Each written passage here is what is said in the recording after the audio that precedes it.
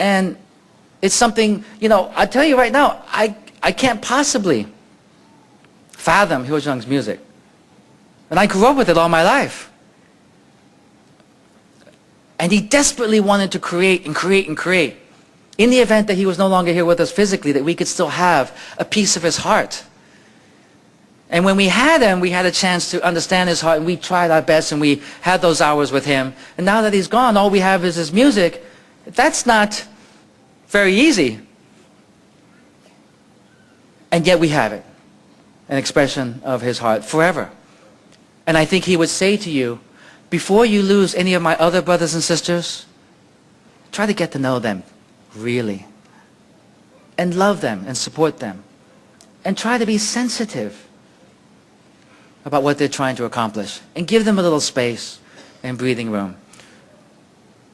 And that little drop of water that they were born with and dropped into this bucket turns into this beautiful diamond, rock hard, harder than anything on this earth, and cleanses us. And that's the mission of true children. So what's our mission?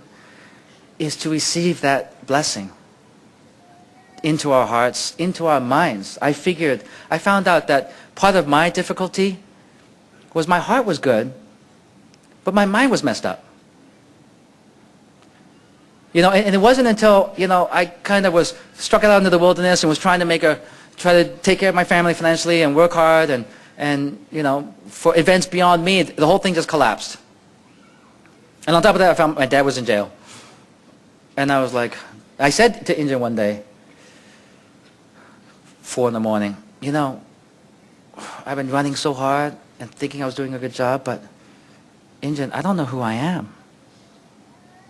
I need to strengthen my relationship with you. I didn't know it at that time, but I discovered when I was trying to actually find myself, I found true parents again. And all I wanted to do was be a kid and just run back to them. And when I went back to true family, as the older brother-in-law who was tutoring them in algebra and vocab, it's different. And I'm just amazed to see how magnificently they've grown up. With our help and despite our help. And I bowed my head and I said, this is my family. That's who I am. And it's great. And I went back to see Hyo Jin Moon after one of Mother's speeches in November. And I didn't know how important it was at the time. I felt I had done some good work, really meditating and praying more deeply than ever, discarding all my external shrouds of position and PhD, and all that was meaningless. And I was floundering. And I realized it's because my tether with true family was getting a little thin. And I thought, hey, I'm floating around in space, and I don't need a tether, and I can cut it and fly around myself. And I realized, bumping into things, holy cow, I need my anchor. I didn't know it at the time. It was really amazing, because as I tried to look, I looked in the area of, does God exist? I looked in the area of, what is Father, Mother, really? That's the direction I was going in, honestly speaking. And as I dug and dug and dug, and suffered more, all of a sudden something became really clear to me. There is a God. And there is true parents. And it's not something I learned. It's not something I was taught anymore. It's something I found. That's something that all the second generation have to go through. And those of you who are second generation, In Jin would often say, don't be afraid to ask the question, does God really exist? Is Reverend Moon really special? Go ahead. All the true children did it. And they came to the same conclusion. And I started to do it, and I was afraid. And then I completed that journey, and I was like, oh my God, it's so clear. It's so simple. Just love them all. Without differentiating.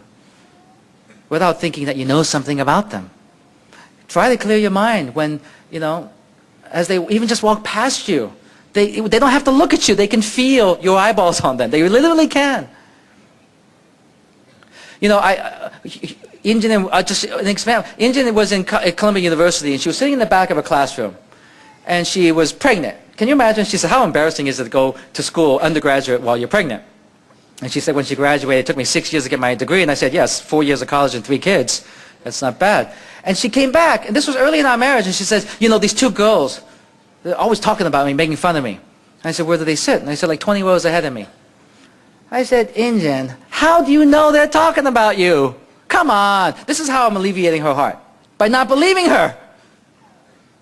We debated this. I said, In Jin, there's no way you know. This is me early on. She said, just come with me to class. I said, okay. So I sit with her, and the two girls up front are snickering to each other the whole time. And I turned to her and I said, there's no possible way that you know they're talking about you. And I still doubted her. And then there was a break, and I got up, and I walked over. And the notepad between the two girls was talking about Moonies. I was like, holy cow.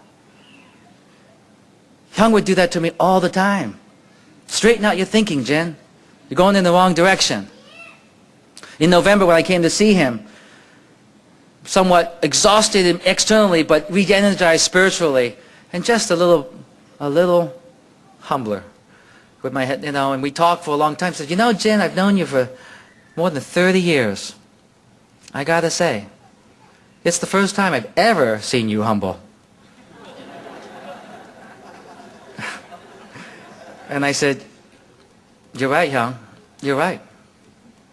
Because I figured out something. I actually don't know it all. In fact, I know nothing. Except my love for you. And for my love for your parents. That's all I've got. So, I hope that was an opportunity that's my heart. And I know when I sat here and thought about Hyung, I sometimes, as I think about Hyung and True Family, I think I want to share something with the brothers and sisters that makes a little easier for true children to do what they know that they have to do. And however way they choose to do it, have faith in them, support them as a group. And I'll tell you something else. When Hyung passed away, in February he brought us together. But it wasn't the entire family. The entire family hasn't been in one place, all the brothers and sisters, for 20 years. And it happened when Hyo Jin passed on March 19th. So he did it in February on Parents' birthday. He was already beginning to say, guys, we're all grown up now. Now let's start reeling it back in. And you reunify. Hyung never had a doubt. No matter how difficult things perceived to be, he said, Hyung, Jin, don't worry about it. They're all my brothers and sisters. We're all going to come together. And so, when he passed, he brought us together in February, and we were just talking about how amazing that was.